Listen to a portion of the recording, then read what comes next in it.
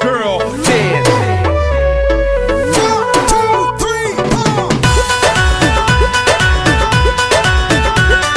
RSR Music World.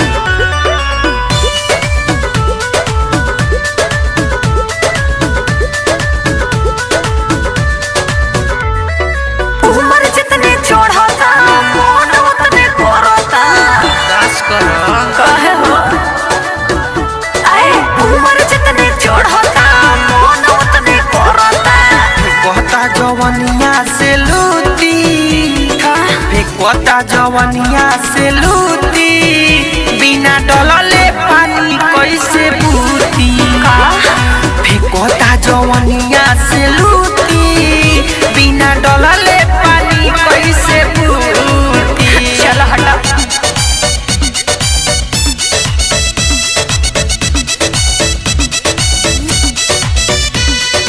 Mix Rohit Patel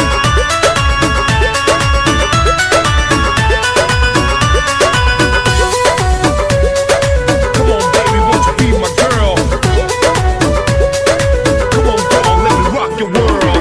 रहता tension reaction हो जाए ले हब जवानी में जलो भक दवाई अरे नहीं होगा रे पगली हम है ना।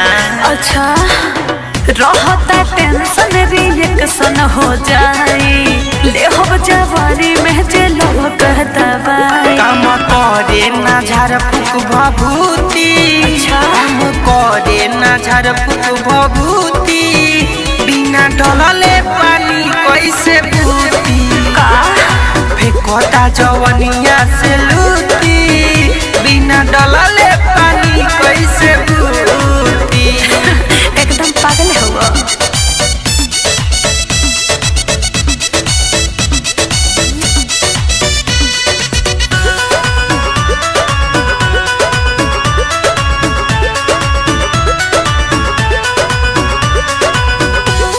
Come on, baby, won't you be my girl?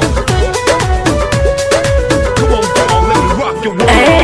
रह तू दूर जनिया वो तू पास हो उम्र बकाचे अभी रह पास हो प्लीज एक बार आने दो। डोंट टच मी रह तू दूर जनिया वो तू पास हो उम्र बकाचे अभी रह पास हो अब बुढ़वो न तहरा के पूछी ऐसन बा अब बुढ़वो न तहरा के पूछी सच बिना डलले पानी कैसे बूती फेंकता जवनिया से लूटी बिना डलले पानी कैसे बूती अरे चाचा